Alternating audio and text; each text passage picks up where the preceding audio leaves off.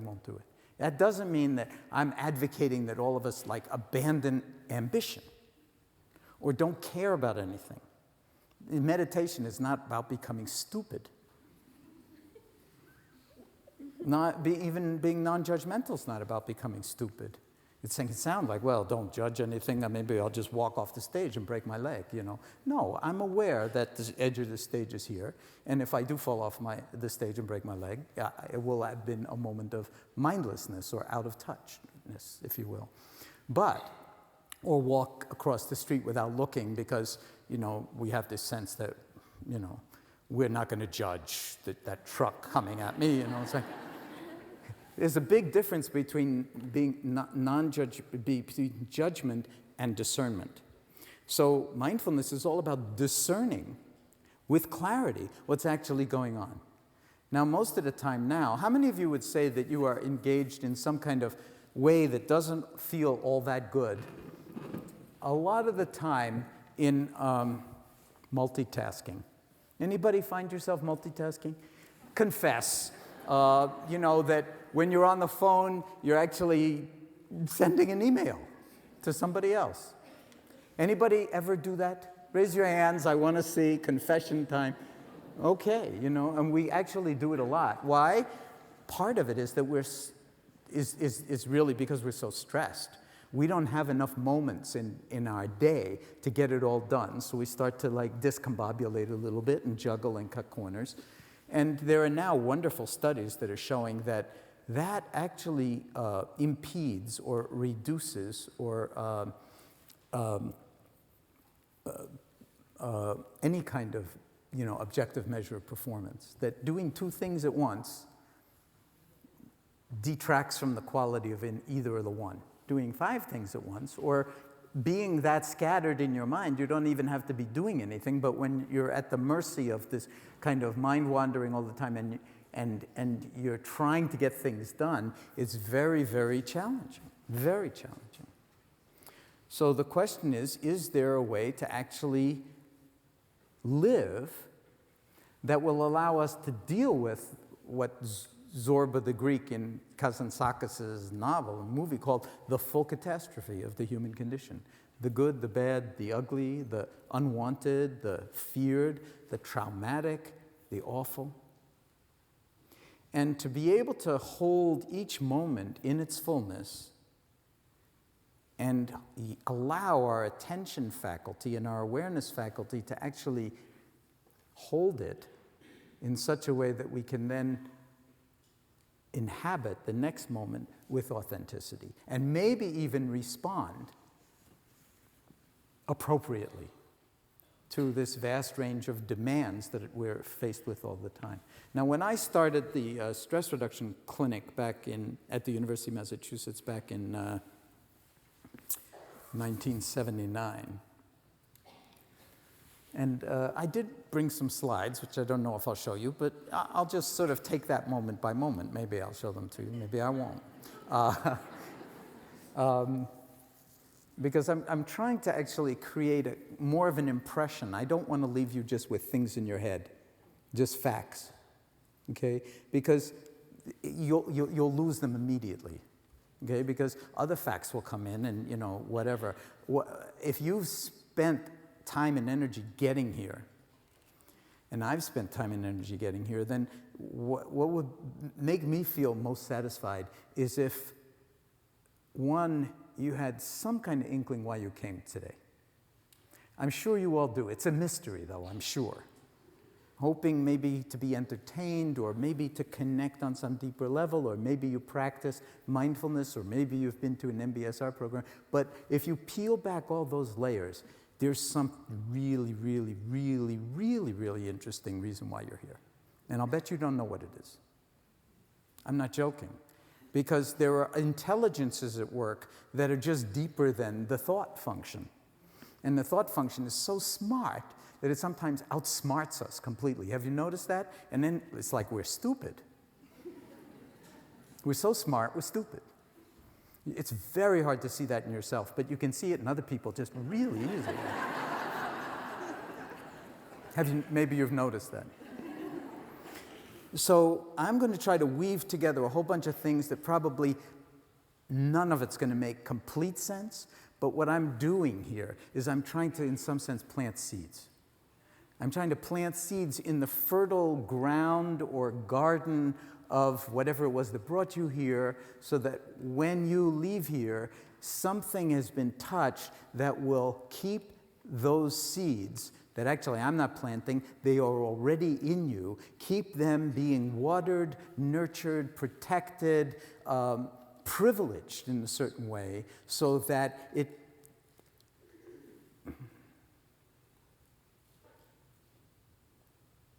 nurtures, in some profound sense, some aspect of you that wants to be as alive as you can be while you have the chance. We say to people coming to our stress reduction clinic, and they come with every conceivable kind of human ailment, referred by every conceivable subspecialty and specialty and generalist in medicine. And we say to them, and it's an 8-week-long course designed to teach you how to take better care of yourself as a complement to whatever the healthcare system is, I should call it a disease care system, by the way, can do with you, can do for you. And we say to them, from our perspective, as long as you're breathing, there's more right with you than wrong with you, no matter what's wrong with you. Okay? No matter what's wrong with you. Okay? And we see people you would not want to be in their body or in their mind or in their life. And they probably wouldn't want to be in yours either, but you probably wouldn't want to hear that. Because after all, I mean, you're the star of this movie, aren't you? So there's more right with you than wrong with you, no matter what's wrong with you. That's a radical perspective. And very, very important because, I started the stress reduction clinic in 1979. In 1979, a Surgeon General's report came out called Healthy People. And what it was saying is, forecasting into the future, which is here now, we're in this future, that no matter how much money America spends throwing money at health and health care, it will never be enough to have health. Because there's a missing ingredient, and that's the humans that the health care is supposed to care for. And that there's not enough money on the planet to do all the various things that would have to be done to us when we don't take care of ourselves, when we don't know how to handle stress, when we do not know how to be in wise relationship with our lives and our lifestyle and our diet and exercise and our bodies and aging and everything else, that if we leave that all to, auto mechanics model of medicine, you drive your car around until it breaks down, then you get the carburetor replaced or the engine or whatever, or the tires. But this is not a machine. Okay? I know a lot of people, even in biology, love to use machine analogies and even nano machine analogies about the body. And to a degree, they're correct. But there's another piece of it, like no one understands the construction of the machine that's you. I'll give you one example. How many of you see that slide up there? And what's the color of the background? Blue. Does everybody agree that it's blue? No one knows how you do that. No one knows how you go from the wavelength of electromagnetic radiation in the blue region, in the visible spectrum. No one knows how you go from this wavelength, which is colorless, it's just energy, to a subjective feeling of blue.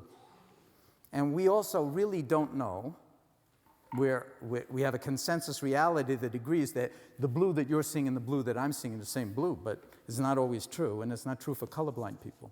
And the blue-green color. Okay, so there's a lot of kind of consensus agreement here, but the brain weighs approximately 3 pounds, and it's all cells and cables that are made up of cells, neurons, and then all these glial cells in there supporting the neurons. and incredibly specialized. I mean, it's really the most complex assembly of matter in the known by us universe, right inside your little old body. And no one knows how sentience, how consciousness, how knowing, how even thinking arises in this 3 pounds of what some neuroscientists call meat. It's a little distasteful. But, to just kind of make it graphic. So if you forget every once in a while walking around on the Dartmouth campus or in Hanover or wherever you happen to live, that you're a miraculous being, well, okay, it's just one more mind wandering, one more default sort of not really being aware of how amazing it is that you can see, for instance, that you can hear, that you can taste. How many of us eat food and we don't bother to taste it, we just devour it? Or we taste the idea of the food. Yeah, that was really good. Yeah, but you didn't actually taste it. Have you ever had a mindless hug from somebody who was really trying to be friendly?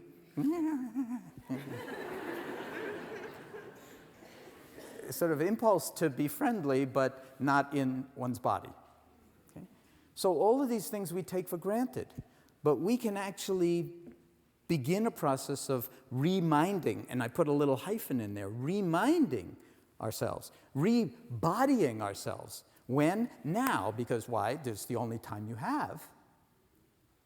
And coming back into a certain kind of vector or alignment with the entire life trajectory. Entire life trajectory. And it doesn't matter how old you are when you begin this process. The Native Americans actually measured your age from when you became, they started to measure your age from when you became a grandparent. Before that, it was like you were too busy to really be human. And in the Asian Indians measure your age from when you start practicing yoga. So if you're 75 years old and you've been into yoga for 3 months, you're 3 months old. I like that. Isn't that nice? What about a new beginning? Every moment, a new beginning. That's what mindfulness is about. Every moment fresh. Now, this is not a philosophy. It's not a good idea. It's not a concept. It's a way of being. It's not a technique. It's not a technique, and it's not a special state. Oh, I think I'll trot over to the MBSR clinic, meditate.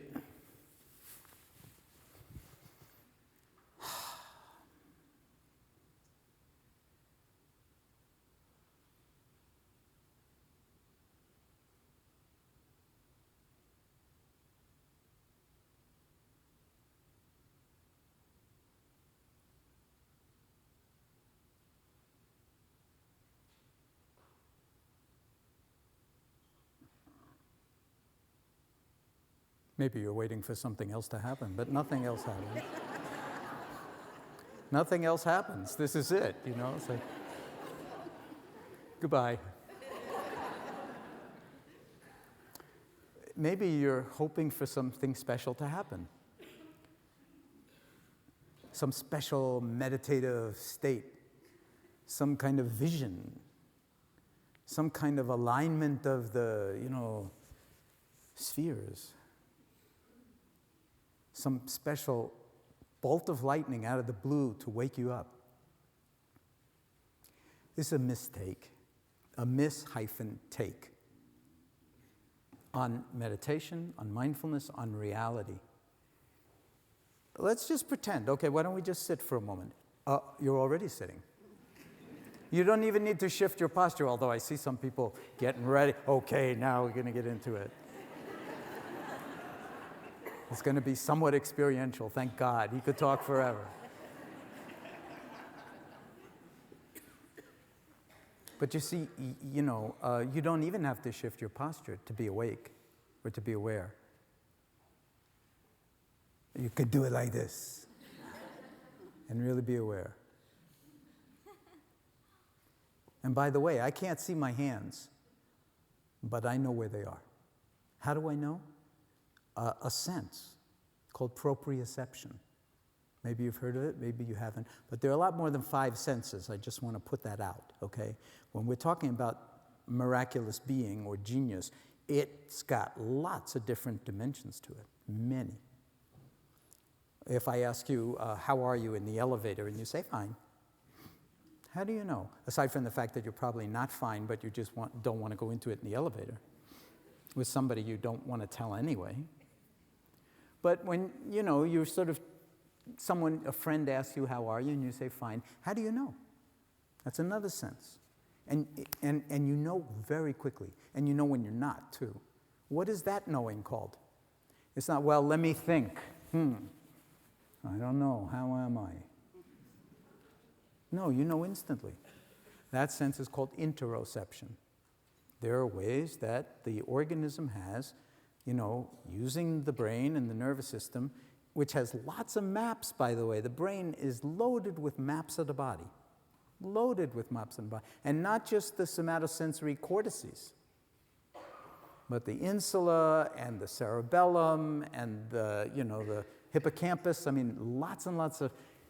And again, I stress, we're beginning to understand something about what lights up when you meditate, and when you do this and do that, when you go into depression. All sorts of wonderful, wonderful things happening in brain research and neuroscience nowadays.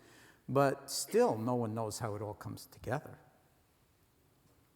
in you, in this moment, in a way that actually you don't have to think about. And even if there's something going on, even if you're in, say, pain from your lower back, and you've had it for a long time, or even if you have, cancer at the moment, or you're a cancer survivor, or whatever it is, or you have, heart, issues of one kind or another, whatever it is, the sum total of this universe of between 10 and 100 trillion cells, the whole body now we're talking about, is good enough to have gotten you here today. It's good enough for now. And the more energy you pour into it, the more that robustness, whatever it is, sometimes called homeostasis, but it's a very dynamical process that we call health, as opposed to disease or disease. When we start to pour attention, energy in the form of attention into what's already right with us, it turns out that the body has its ear to the rail, the brain has its ear to the rail, the brain is part of the rail, the heart, every aspect of our being is one integrated whole. It's not like different systems. The immune system talks to the nervous system. The nervous system talks right back. And everybody else is listening in on the conversation. And it's all cells. And if you took your liver, if we all took our livers and put them out on the stage here, that would be an interesting exercise. And then we shuffled them around, and then you were all encouraged to just pick yours up on the way out. You wouldn't know which was yours. You can look at all 100 trillion of these cells in your body, and your name isn't on any of it. It's like, oh, here's my liver. Here's my gallbladder. This is the punctuation from the cell phones is actually really, if that it was a cell phone, it's really interesting. But do you hear what I'm saying? I mean, even the question of who we are, when you start to actually ask it with tremendous authenticity, it might not be so facile to just say your name, or even describe what you do, or even send in your CV. If you've ever hired people, you know the CV is not the person, and you hire the CV a lot of the time, big mistake. Because you can't work with the person a lot of the time. What you want is congruence, you want integration. So when we take our seat, so to speak, What we're actually engaging in is a recognition of how integrated we already are. We don't need to, oh, I'm such a wreck, I got to get integrated. No. From this perspective, you're already as integrated as you're going to be in this moment. Is it enough? Is it good enough? So let's actually take a moment. I've even brought another prop. I've brought some bells. We don't need the bells, but I'll ring them. And when I ring them, why don't, just for fun, you don't have to shift your posture, but just for fun, why don't you shift your posture and sit in a posture that for now embodies dignity, whatever that means for you. Look, the entire room is moving. It's not that dignified, I guess. All right, but actually it doesn't matter. The posture is secondary. What's most important is the inner orientation, the willingness to open to the present moment, to put out the welcome mat, and to let the idea that, oh, now we're going to do something special, drop. Because as soon as you sort of plant that seed, now we're going to do something special, and we're going to experience something special, then you'll be on the lookout for something special. But you see, nothing special. There's a wonderful cartoon in the New Yorker that I actually mentioned in a long time ago, in Wherever You Go, There You Are, with two Zen monks, one obviously elder, the other young, and the young one's looking up quizzically at the older one, and the caption underneath, the older one speaking, saying, "Nothing happens next, this is it." I just said that to you earlier. But the "this is it" is really important. Otherwise, you could spend 20 or 30 years or more, and people do this, meditating, trying to get someplace else. Trying to have some special experience. That's what it's all about. Now I'm enlightened. The problem is you're already enlightened, but the personal pronoun that wants to grab it and say, I'm enlightened, it's the personal pronoun that's the problem, not the enlightenment. Your eyes are already enlightened. Your ears are already enlightened. Your belly is already enlightened. Your feet actually do what they're supposed to do for the most part. Your brain is actually doing what it's supposed to do. Your liver is doing what it's supposed to do. A very famous scientist and physician named Lewis Thomas once said he'd rather be at the controls of a 747 trying to land with no pilot training whatsoever than at the controls of his own liver for 30 seconds. So you don't need to find special. This is good enough. Okay? So let's actually sit for a moment, if you're sitting, or stand if you're standing, in a posture that for you at this moment embodies wakefulness and dignity. You don't even have to close your eyes, but you can if you like, or let them fall unfocused on the chair in front of you or whatever.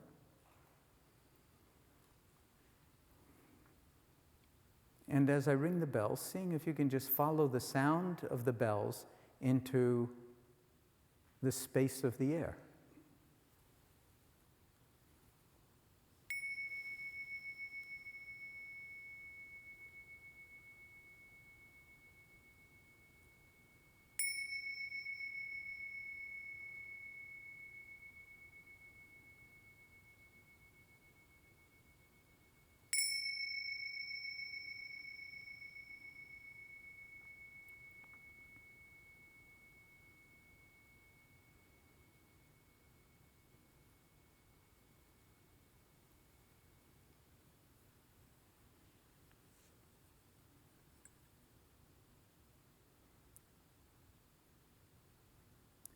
And allowing the space of the air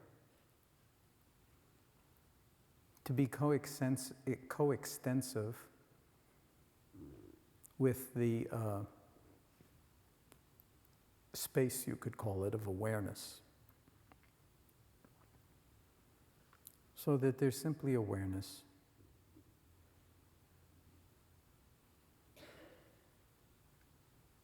Hearing what's here to be heard. The sound of the bells are past, and now there's just sound. whatever's arising. And you could feature hearing as a way of anchoring our attention. You can focus on some object, or field of objects, like hearing. And just rest in being aware of sounds and the stillness, the silence in between, inside, and underneath any and all sounds, including, of course, my voice.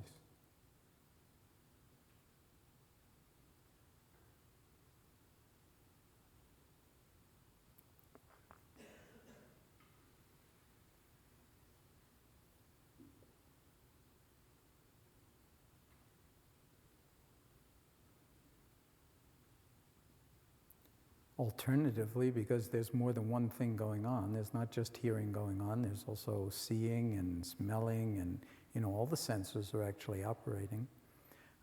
Seeing if you can actually, instead of hearing, feature for now a feeling, a sense of the breath moving in and out of your body, wherever it's most vivid in the body.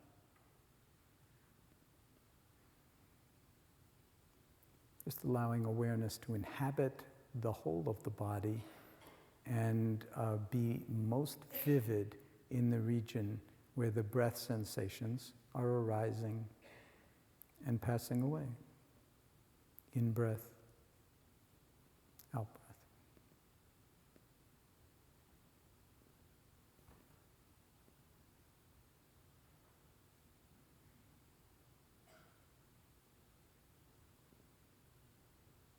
And seeing if you can ride on the waves of the breath with full awareness, moment by moment by moment. And noticing any time the mind goes off.